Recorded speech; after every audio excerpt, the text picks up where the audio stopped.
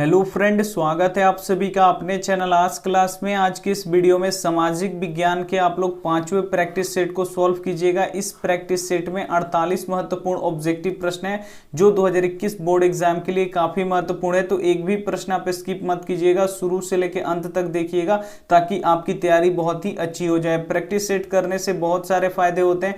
Practice set कीजिएगा तो जो आप पीछे के प्रश्न याद किए हैं उसका ये प्रैक्टिस सेट रिवीजन कराता है, साथ में आपको बताता है कि आपकी तैयारी अभी कितनी हुई है। और प्रैक्टिस सेट डेली सुबह यहाँ पे 5 बजे चलता है, तो लाइव आप लोग आना बिल्कुल नहीं भूलिएगा। तो आइए शुरू करते हैं यहाँ पे पहले नंबर प्रश्न से। और पहला प्रश्न देखने से पहले अगर आप चैनल को सब्सक्राइब नहीं किए हैं तो चैनल को सब्सक्राइब कर लीजिए और साथ में बेल आइकन को ऑल पे दबा लीजिए ताकि जब भी हम कोई वीडियो अपलोड करें तो सबसे पहले नोटिफिकेशन आप तक पहुंचे। तो आइए शुरू करते हैं यहाँ पे पहले नंबर प्रश्न से। पहला प्रश्न है, इटली एवं जर्मनी के एकीकरण के विरुद्ध निम्नलिखित में से कौन था? ए ऑप्शन है यहाँ पे इंग्लैंड, बी ऑप्शन है रूस, सी ऑप्शन है ऑस्ट्रिया, डी ऑप्शन है प्रसा। तो इटली एवं जर्मनी के एकीकरण के विरुद्ध निम्नलिखित में से कौन था? तो वो ऑस्ट्रिया था, यानी यहाँ पे क्या हो जाएगा? सी ऑप्शन क्या हो जाएगा? यहाँ पे बिल्कुल सही हो जाएगा। ये देखते हैं अगला प्रश्न यहाँ पे। दूसरा प्रश्न यहाँ पे देखिए, काउंट कावूर को विक्टर इमैनुअल ने किस पद पर नियुक्त किया? काफी महत्वपूर्ण प्रश्न है ये। ए ऑप्शन है सेनापति, बी ऑप्शन है फ्रांस में राजदूत, सी ऑप्शन है प्रधानमंत्री, डी ऑप्शन है गृह मंत्री। तो काउंट कावूर को विक्टर इमैनुअल ने किस पद पर नियुक्त किया? तो प्रधानमंत्री के पद पर नियुक्त किया, यानी यहाँ पे सी ऑप्शन क्या हो जाएगा? यहाँ पे बिल्कुल सही हो जाएगा। ये देखते हैं अगला प्रश्न यहाँ पे। अगला प्रश्न यहाँ पे देखिए 3 नंबर, 1917 ईस्वी की पहली रूसी क्रांति को किस नाम से जाना जाता है? ए ऑप्शन है फरवरी क्रांति, बी ऑप्शन है मार्च क्रांति, सी ऑप्शन है अक्टूबर क्रांति, डी ऑप्शन है यहाँ पे नवंबर क्रांति। तो 1917 ईस्वी में पहली रूसी क्रांति को किस नाम से जाना जाता है? तो फरवरी क्रांति के नाम से जाना जाता है, यानी यहाँ पे ए ऑप्शन क्या हो जाएगा? यहाँ पे बिल्कुल सही हो जाएगा। ये देखते हैं अगला प्रश्न यहाँ पे 4 नंबर प्रश्न है, नवंबर 1917 ईस्वी की रूसी क्रांति का तत्कालीन कारण क्या था? ए ऑप्शन है यहाँ पे किसानों का असंतोष, बी ऑप्शन है श्रमिकों का असंतोष,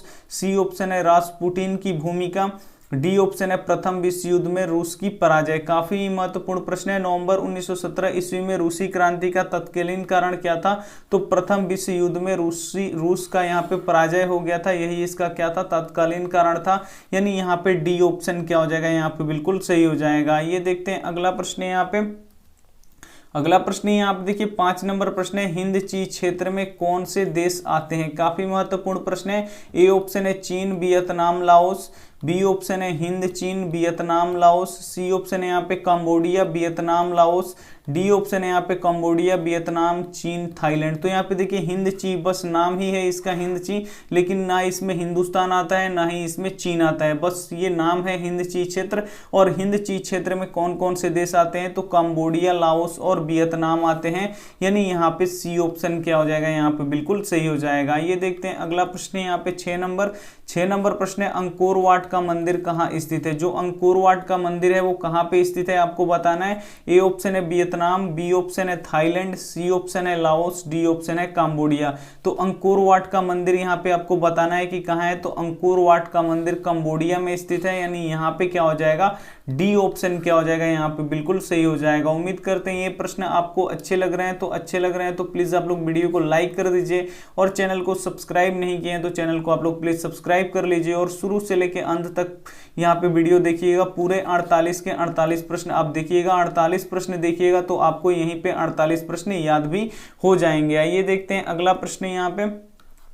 अगला प्रश्न यहाँ पे 7 नंबर देखिए, लखनऊ समझौता किस वर्ष हुआ? जो लखनऊ समझौता हुआ था वो बताना है किस वर्ष हुआ। ए ऑप्शन है 1916 ईस्वी में, बी ऑप्शन है 1918 ईस्वी में, सी ऑप्शन है 1920 ईस्वी में, डी ऑप्शन है 1922 ईस्वी में। तो जो लखनऊ समझौता हुआ था वो आपको बताना है कि किस वर्ष हुआ था। तो लखनऊ समझौता कब हुआ था? 1916 ईस्वी में हुआ था, यानी यहाँ पे ए ऑप्शन क्या हो जाएगा? यहाँ पे बिल्कुल सही हो जाएगा। ये देखते हैं अगला प्रश्न यहाँ पे 8 नंबर प्रश्न है, असहयोग आंदोलन का प्रस्तावना कांग्रेस के किस अधिवेशन में पारित हुआ? काफी महत्वपूर्ण प्रश्न है। ए ऑप्शन है सितंबर 1920 ईस्वी कोलकाता, बी ऑप्शन है अक्टूबर 1920 ईस्वी अहमदाबाद, सी ऑप्शन है नवंबर 1920 फैजपुर, डी ऑप्शन है यहाँ पे दिसंबर 1920 नागपुर। तो यहाँ पे बताना है कि असहयोग आंदोलन का प्रस्तावना कांग्रेस के किस अधिवेशन में पारित हुआ? तो सितंबर 1920 कलकत्ता अधिवेशन में ये पारित हुआ असहयोग आंदोलन का प्रस्तावना, यानी यहाँ पे ए ऑप्शन क्या हो जाएगा, यहाँ पे बिल्कुल सही हो जाएगा। ये देखते हैं अगला प्रश्न यहाँ पे। अगला प्रश्न यहाँ पे 9 नंबर देखिए, इंग्लैंड में औद्योगिक क्रांति किस उद्योग से आरंभ हुआ यानी शुरू हुआ? ए ऑप्शन यहाँ पे लौ उद्योग से,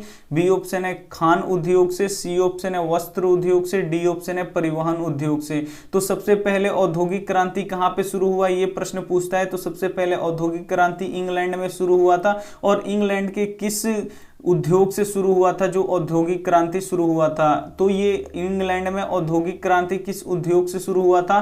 तो वस्त्र उद्योग से शुरू हुआ था, यानी यहाँ पे सी ऑप्शन क्या हो जाएगा, यहाँ पे बिल्कुल सही हो जाएगा। ये देखते हैं अगला प्रश्न यहाँ पे 10 नंबर प्रश्न है, जेम्स वाट ने किस यंत्र का आविष्कार किया? काफी महत्वपूर्ण प्रश्न है कि जो जेम्स वाट थे वो किस यंत्र का आविष्कार किए? ए ऑप्शन है सेफ्टी लैंप का, बी ऑप्शन है वास्प इंजन का, सी ऑप्शन है यहाँ पे पावर लूम का, डी ऑप्शन है यहाँ पे फ्लाइंग शटल का। तो यहाँ पे बताना है कि जो जेम्स वाट है वो किस यंत्र का यहाँ पे आविष्कार किए थे? तो वास्प इंजन का यहाँ पे आविष्कार किए थे, यानी यहाँ पे बी ऑप्शन क्या हो जाएगा, यहाँ पे बिल्कुल सही हो जाएगा। ये देखते हैं अगला प्रश्न यहाँ पे 11 नंबर प्रश्न है, पूंजीपति वर्ग के द्वारा किस वर्ग का शोषण हुआ? ए ऑप्शन है यहाँ पे श्रमिक वर्ग, बी ऑप्शन है यहाँ पे मध्यम वर्ग, सी ऑप्शन है यहाँ पे कृषक वर्ग, डी ऑप्शन है सभी वर्ग का। तो पूंजीपति वर्ग द्वारा किस वर्ग का शोषण हुआ? तो इसके नीचे जो वर्ग आता है उसका यहाँ पे शोषण हुआ। तो यहाँ पे देखिए जो यहाँ पे जो पूंजीपति वर्ग है उसके नीचे कौन सा वर्ग आता है? मध्यम वर्ग। तो जो पूंजीपति वर्ग होगा वो किसका शोषण करेगा? यहाँ पे मध्यम वर्ग का शोषण करेगा, यानी यहाँ पे क्या हो जाएगा, बी ऑप्शन क्या हो जाएगा, यहाँ पे बिल्कुल सही हो जाएगा। ये देखते हैं अगला प्रश्न यहाँ पे, आप लोग इस पे भूल के भी श्रमिक वर्ग और कृषक वर्ग पे आप लोग टिक नहीं लगाइएगा, नहीं तो क्या हो जाएगा, यहाँ पे गलत हो जाएगा। ये देखते हैं अगला प्रश्न यहाँ पे 12 नंबर प्रश्न है, प्रथम पेपर मिल की स्थापना कहाँ हुई? ए ऑप्शन है जर्मनी, बी ऑप्शन है लंदन, सी ऑप्शन है फ्रांस, डी ऑप्शन है इनमें से कोई नहीं। तो यहाँ पे बताना है कि सबसे पहले यानी प्रथम पेपर मिल का स्थापना कहाँ पे हुआ था? तो ये जर्मनी में हुआ था, यानी यहाँ पे ए ऑप्शन क्या हो जाएगा, यहाँ पे बिल्कुल सही हो जाएगा। ये देखते हैं अगला प्रश्न यहाँ पे 13 नंबर प्रश्न है, निम्नलिखित व्यक्तियों में से कौन लोकतंत्र में रंग भेद के विरोधी नहीं थे? ए ऑप्शन यहाँ पे मार्टिन लूथर किंग, तो ये रंग भेद के विरोधी थे।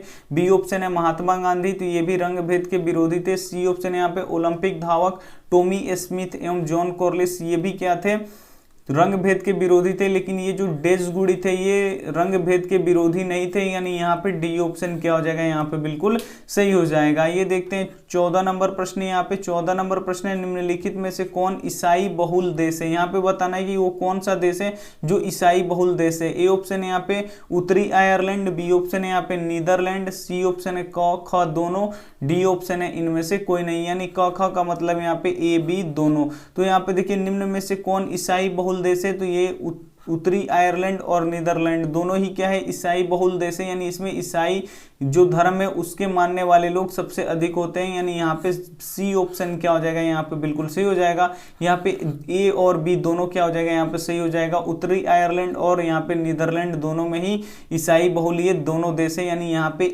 यहाँ पे सी ऑप्शन क्या हो जाएगा, यहाँ पे बिल्कुल सही हो जाएगा। ये देखते हैं अगला प्रश्न यहाँ पे, अगला प्रश्न यहाँ पे देखिए 15 नंबर प्रश्न है, नाइजीरिया में किस वर्ष संघीय व्यवस्था की स्थापना की गई? ए ऑप्शन है 1945 ईस्वी, बी ऑप्शन है 1950 ईस्वी, सी ऑप्शन है 1955 ईस्वी, डी ऑप्शन है 1960 ईस्वी। काफी महत्वपूर्ण प्रश्न है कि नाइजीरिया में किस वर्ष संघीय व्यवस्था का स्थापना किया गया? तो 1950 ईस्वी में किया गया, यानी यहाँ पे बी ऑप्शन क्या हो जाएगा, यहाँ पे बिल्कुल सही हो जाएगा। ये देखते हैं अगला प्रश्न यहाँ पे 16 नंबर, काफी महत्वपूर्ण है, संघ राज्य की विशेषता विशेषता नहीं है। इसमें बताना है कि जो संघ राज्य होते हैं उसकी विशेषता क्या नहीं है। ए ऑप्शन है यहाँ पे लिखित संविधान, बी ऑप्शन है शक्तियों का विभाजन, सी ऑप्शन है इकहरी शासन व्यवस्था, डी ऑप्शन है सर्वोच्च न्यायपालिका। तो यहाँ पे बताना है कि जो संघ राज्य होता है उसकी कौन सी इसमें से यहाँ पे विशेषता नहीं है, तो ये इकहरी शासन व्यवस्था है वो इसकी विशेषता नहीं है, यानी यहाँ पे सी ऑप्शन क्या हो जाएगा, यहाँ पे बिल्कुल सही हो जाएगा। ये देखते हैं अगला प्रश्न यहाँ पे 17 नंबर प्रश्न है, नेपाल में सप्तदलीय गठबंधन का मुख्य उद्देश्य क्या है। ए ऑप्शन है यहाँ पे राजा को देश छोड़ने पर मजबूर करना, बी ऑप्शन है लोकतंत्र की स्थापना करना, सी ऑप्शन है भारत नेपाल के बीच संबंधों को और बेहतर बनाना, डी ऑप्शन है यहाँ पे सर्वदलीय सरकार का स्थापना करना। तो नेपाल में सप्तदलीय गठबंधन का मुख्य उद्देश्य क्या है, तो लोकतंत्र की स्थापना करना है, यानी यहाँ पे बी ऑप्शन क्या हो जाएगा, यहाँ पे बिल्कुल सही हो जाएगा। ये देखते हैं अगला प्रश्न है यहाँ पे। अगला प्रश्न यहाँ पे देखिए 18 नंबर प्रश्न है, बोलीविया में जनसंघर्ष का प्रमुख कारण था। ए ऑप्शन है यहाँ पे पानी की कीमत में वृद्धि, बी ऑप्शन है खदान की कीमत में वृद्धि, सी ऑप्शन है पेट्रोल की कीमत में वृद्धि, डी ऑप्शन यहाँ पे जीवन रक्षक दवाओं की कीमत में वृद्धि। तो बोलीविया में जनसंघर्ष का प्रमुख कारण क्या था, तो पानी के कीमत होता है उसमें क्या कर दिया गया, वृद्धि कर दिया गया, यानी यही इसका क्या है, जनसंघर्ष का प्रमुख कारण है पानी की कीमत में वृद्धि, यानी यहाँ पे ए ऑप्शन क्या हो जाएगा, यहाँ पे बिल्कुल सही हो जाएगा। ये देखते हैं अगला प्रश्न है यहाँ पे 19 नंबर प्रश्न है, इनमें से कौन सी एक बात लोकतांत्रिक व्यवस्थाओं के अनुरूप नहीं है। काफी महत्वपूर्ण प्रश्न है कि इसमें से कौन एक बात है जो लोकतांत्रिक व्यवस्थाओं के अनुरूप नहीं है। ए ऑप्शन है कानून के समक्ष समानता, बी ऑप्शन है यहाँ पे स्वतंत्र एवं निष्पक्ष चुनाव, सी ऑप्शन है उत्तरदायी शासन व्यवस्था, डी ऑप्शन है यहाँ पे बहुसंख्यों का शासन। तो यहाँ पे देखिए इनमें से कौन लोकतांत्रिक व्यवस्था के अनुरूप नहीं है, तो जो ये बहुसंख्यों का शासन है ये इसके अनुरूप नहीं है, यानी लोकतंत्र इसका इजाजत नहीं देता है, यानी यहाँ पे डी ऑप्शन क्या हो जाएगा, यहाँ पे बिल्कुल सही हो जाएगा। काफी महत्वपूर्ण प्रश्न है, तो आप लोग एक भी प्रश्न स्किप मत कीजिएगा, शुरू से लेकर अंत तक देखिएगा, और वीडियो को अभी तक आप लाइक नहीं किए हैं तो प्लीज आप लोग वीडियो को लाइक भी कर दीजिएगा। ये देखते हैं अगला प्रश्न यहाँ पे। अगला प्रश्न यहाँ पे देखिए 20 नंबर प्रश्न है, आज दुनिया के लगभग कितने देशों में लोकतंत्र किसी न किसी रूप में विद्यमान है। ए ऑप्शन है यहाँ पे 50 देशों में, बी ऑप्शन है 100 देशों में, सी ऑप्शन है 150 देश में, डी ऑप्शन है इनमें से कोई नहीं। तो आज दुनिया के लगभग कितने देशों में लोकतंत्र किसी न किसी रूप में विद्यमान है, यहाँ पे लगभग में पूछा है, तो लगभग में यहाँ पे 100 देशों में लोकतंत्र यहाँ पे किसी न किसी रूप में विद्यमान है, यानी यहाँ पे बी ऑप्शन क्या हो जाएगा, यहाँ पे बिल्कुल सही हो जाएगा। ये देखते हैं अगला प्रश्न यहाँ पे 21 नंबर प्रश्न है, अमेरिका राजनीति में महिलाओं की भागीदारी है। जो अमेरिका की राजनीति है, अमेरिकी राजनीति, उसमें महिलाओं की भागीदारी यहाँ पे बताना है। ए ऑप्शन है 20%, बी ऑप्शन है 16.3%, सी ऑप्शन है 22.6%, डी ऑप्शन है यहाँ पे 26.4%। तो अमेरिकी राजनीति में महिलाओं की भागीदारी कितनी है, तो 16.3% है, यानी यहाँ पे बी ऑप्शन क्या हो जाएगा, यहाँ पे बिल्कुल सही हो जाएगा। आइए देखते हैं अगला प्रश्न यहाँ पे 22 नंबर प्रश्न है, लोकतंत्र की सफलता निर्भर करती है। ए ऑप्शन यहाँ पे नागरिकों की उदासीनता पर, बी ऑप्शन है नागरिकों की गैर कानूनी कार्रवाई पर, सी ऑप्शन है नागरिकों की विवेकपूर्ण सहभागिता पर, डी ऑप्शन है नागरिकों द्वारा अपनी जाति के हित में रक्षा करने पर। तो यहाँ पे देखिए लोकतंत्र की सफलता किस पर निर्भर करती है, तो नागरिकों की विवेकपूर्ण सहभागिता पे, यानी यहाँ पे क्या हो जाएगा, सी ऑप्शन क्या हो जाएगा, यहाँ पे बिल्कुल सही हो जाएगा। ये देखते हैं अगला प्रश्न है यहाँ पे। अगला प्रश्न यहाँ पे देखिए 23 नंबर प्रश्न है, इनमें से किसे पिछड़ा राज्य कहा जाता है। काफी महत्वपूर्ण प्रश्न है और ये प्रश्न बोर्ड एग्जाम में बार बार पूछे जाते हैं। ए ऑप्शन है पंजाब, बी ऑप्शन है केरल, सी ऑप्शन है बिहार, डी ऑप्शन है दिल्ली। तो इनमें से किस राज्य को पिछड़ा राज्य बोला जाता है, तो जो ये यहाँ पे बिहार आपको दिख रहा है यही क्या है, यहाँ पे ये पिछड़ा राज्य है, यानी यहाँ पे सी ऑप्शन क्या हो जाएगा, यहाँ पे बिल्कुल सही हो जाएगा। ये देखते हैं अगला प्रश्न यहाँ पे 24 नंबर प्रश्न है, निम्नलिखित में से किसे प्राथमिक क्षेत्र भी कहा जाता है। यहाँ पे बताना है कि किसे इसमें से प्राथमिक क्षेत्र कहा जाता है। ए ऑप्शन है सेवा क्षेत्र, बी ऑप्शन है कृषि क्षेत्र, सी ऑप्शन है औद्योगिक क्षेत्र, डी ऑप्शन है इनमें से कोई नहीं। तो इनमें से किसे प्राथमिक क्षेत्र भी कहा जाता है, तो जो कृषि क्षेत्र होता है उसे प्राथमिक क्षेत्र कहा जाता है, यानी यहाँ पे बी ऑप्शन क्या हो जाएगा, यहाँ पे बिल्कुल सही हो जाएगा। ये देखते हैं अगला प्रश्न यहाँ पे 25 नंबर प्रश्न है, बिहार के किस जिले की प्रति व्यक्ति आय सर्वाधिक है। ए ऑप्शन है यहाँ पे पटना, बी ऑप्शन है गया, सी ऑप्शन है शिवहर, डी ऑप्शन है यहाँ पे नालंदा। तो यहाँ पे बताना है आपको कि बिहार के किस जिले की प्रति व्यक्ति आय अधिक है, तो जो पटना जिला है उसका यहाँ पे प्रति व्यक्ति आय सबसे अधिक है, यानी यहाँ पे ए ऑप्शन क्या हो जाएगा, यहाँ पे बिल्कुल सही हो जाएगा। और ये भी पूछता है प्रश्न कि बिहार के किस जिले की प्रति व्यक्ति आय सबसे कम है, तो जो शिवहर जिला है उसका प्रति व्यक्ति आय सबसे कम है। आइए देखते हैं अगला प्रश्न यहाँ पे। अगला प्रश्न यहाँ पे देखिए 26 नंबर प्रश्न काफी महत्वपूर्ण है। ये भी 26 नंबर प्रश्न है, भारत के किस राज्य की प्रति व्यक्ति आय सर्वाधिक है। अब यहाँ पे जिला नहीं पूछ के यहाँ पे राज्य पूछ रहा है कि भारत के किस राज्य की प्रति व्यक्ति आय सर्वाधिक यानी सबसे अधिक है। ए ऑप्शन है बिहार, बी ऑप्शन है चंडीगढ़, सी ऑप्शन है हरियाणा, डी ऑप्शन है गोवा। तो यहाँ पे बताना है कि भारत के किस राज्य की प्रति व्यक्ति आय सर्वाधिक है, तो जो गोवा राज्य है उसका प्रति व्यक्ति आय सबसे अधिक है, यानी यहाँ पे डी ऑप्शन क्या हो जाएगा, यहाँ पे बिल्कुल सही हो जाएगा। ये देखते हैं अगला प्रश्न 27 नंबर।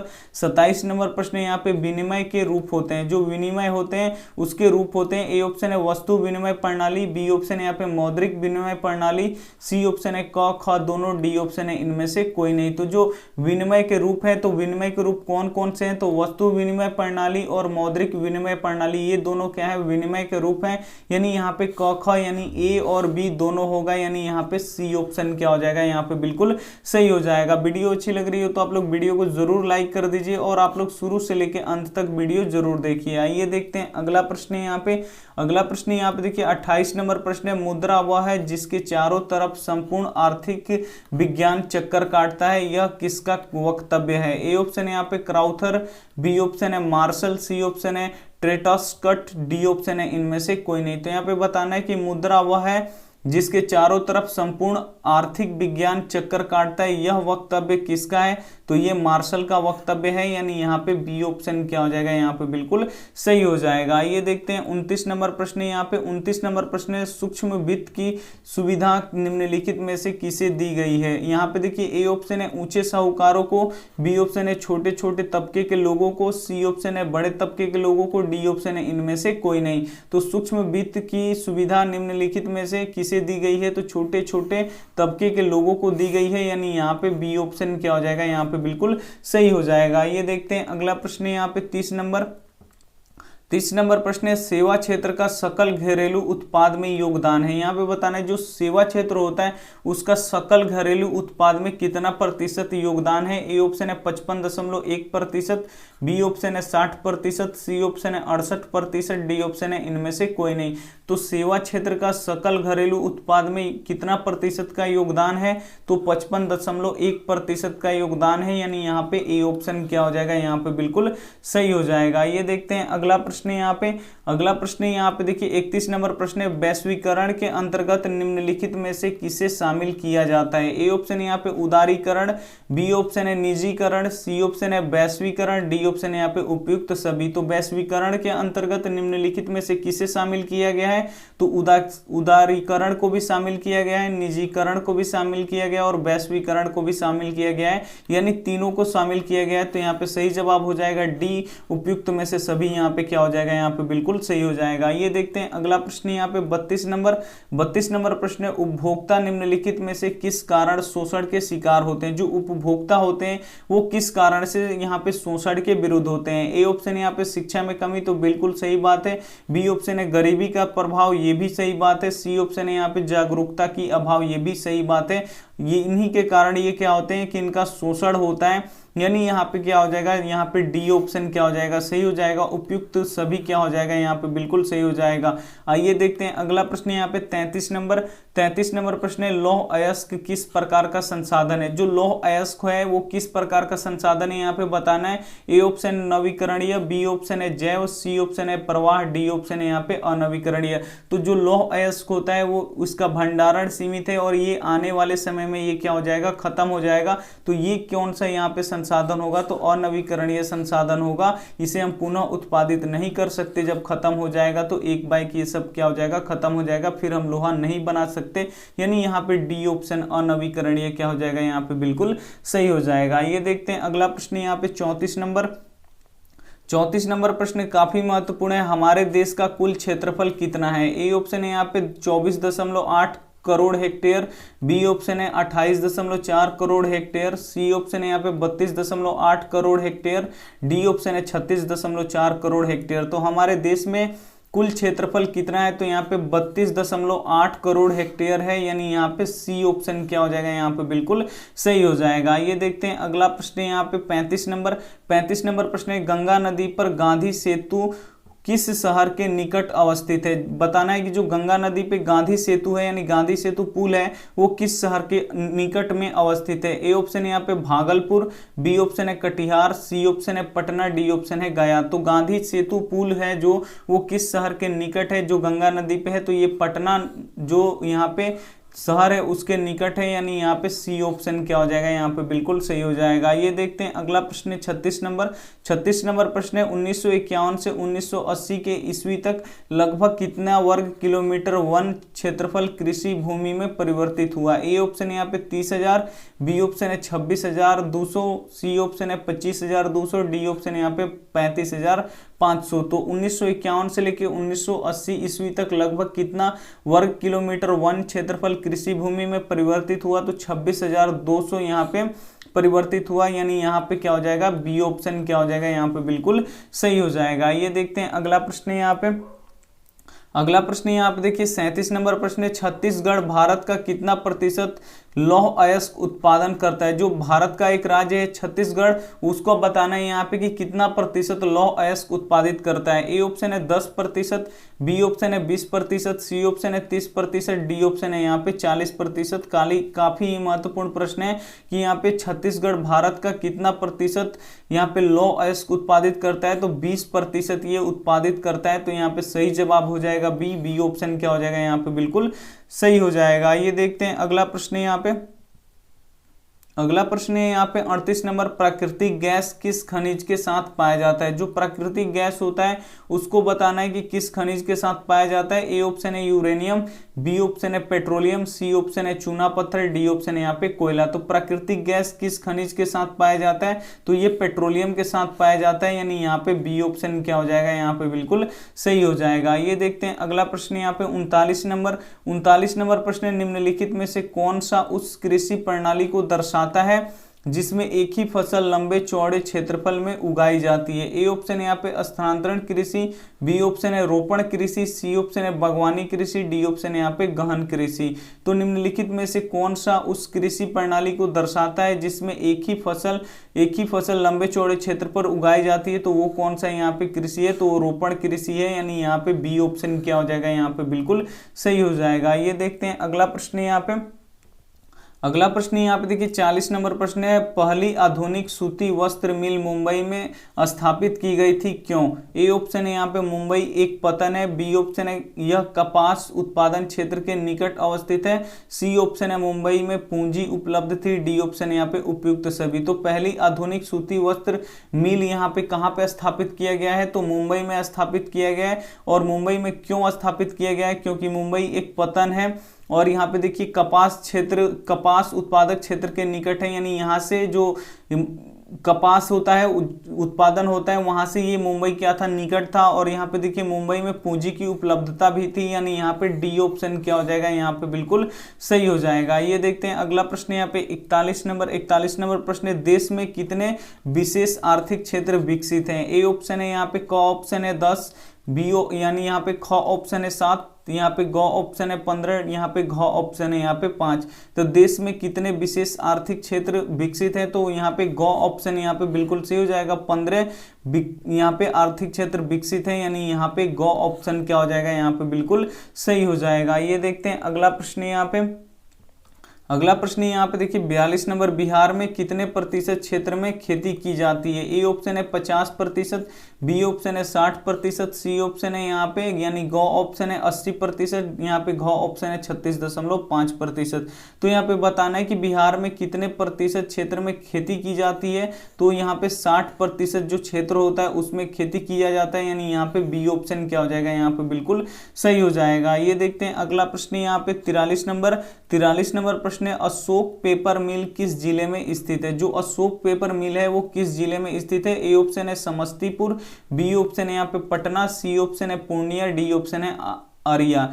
तो यहाँ पे बताना है कि अशोक पेपर मिल किस जिले में स्थित है, तो अशोक पेपर मिल यहाँ पे समस्तीपुर में स्थित है, यानी यहाँ पे ए ऑप्शन क्या हो जाएगा, यहाँ पे बिल्कुल सही हो जाएगा। ये देखते हैं अगला प्रश्न यहाँ पे। अगला प्रश्न यहाँ पे देखिए 44 नंबर प्रश्न है, पर्वतीय छायाकरण विधि में भू आकृतियों पर किस दिशा से प्रकाश पड़ने की कल्पना की जाती है। ए ऑप्शन है यहाँ पे उत्तर पूर्व, बी ऑप्शन है पूर्व दक्षिण, सी ऑप्शन है उत्तर पश्चिम, यहाँ पे घ ऑप्शन है यहाँ पे दक्षिण पश्चिम।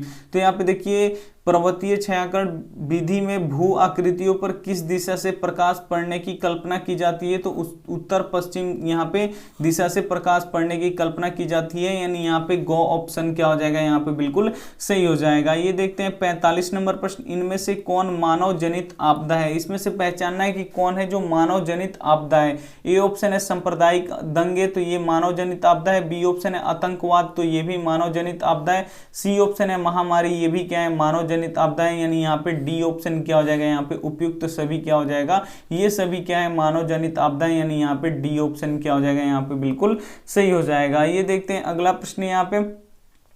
अगला प्रश्न यहाँ पे देखिए 46 नंबर, बाढ़ क्या है। जो बाढ़ है यहाँ पे बताना है कि बाढ़ क्या है। ए ऑप्शन है प्राकृतिक आपदा, बी ऑप्शन है मानव जनित आपदा, सी ऑप्शन है यहाँ पे सामान्य आपदा, डी ऑप्शन है इनमें से कोई नहीं। तो जो बाढ़ है, तो बाढ़ कैसी आपदा है, तो ये एक प्राकृतिक आपदा है, यानी यहाँ पे ए ऑप्शन क्या हो जाएगा, यहाँ पे बिल्कुल सही हो जाएगा। ये देखते हैं अगला प्रश्न यहाँ पे 47 नंबर। 47 नंबर प्रश्न है, भूकंप से पृथ्वी की सतह तक पहुंचने वाली सबसे पहली तरंग को किस नाम से जाना जाता है। ए ऑप्शन है यहाँ पे पी तरंग, बी ऑप्शन है यहाँ पे एस तरंग, सी ऑप्शन है यहाँ पे एल तरंग, डी ऑप्शन है यहाँ पे टी तरंग।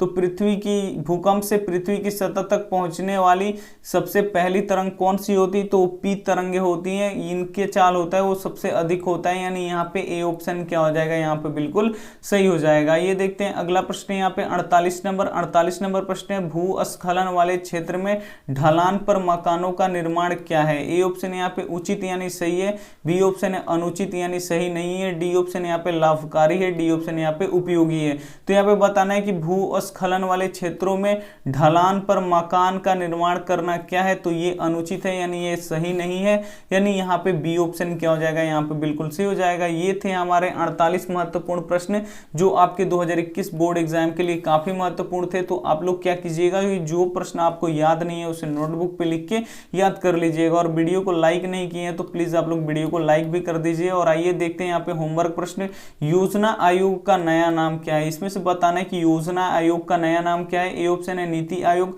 बी ऑप्शन है वित्त आयोग, सी ऑप्शन है राज्य वित्त आयोग, डी ऑप्शन है इनमें से कोई नहीं। तो जो भी आपको यहाँ पे कमेंट सही लगे, आप हमें यहाँ पे जो भी आपको आंसर सही लगे वो आप हमें क्या कर दीजिएगा, कमेंट कर दीजिए। ए बी सी ऐसे लिख के आप लोग कमेंट मत कीजिएगा, पूरा इसका नाम लिखिएगा जो भी आपको आंसर आपको सही लगे। वीडियो अच्छी लगी है तो वीडियो को आप लोग जरूर लाइक कर दीजिए। इस वीडियो को अपने दोस्तों भाइयों और बहनों के पास जरूर शेयर कीजिएगा जो 10वीं की तैयारी करते हैं यहाँ पे।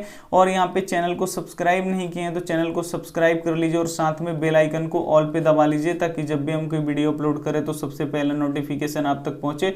थैंक यू फॉर वॉचिंग, मिलते हैं अगले वीडियो में, तब तक अपना ध्यान रखिए। Take care and bye.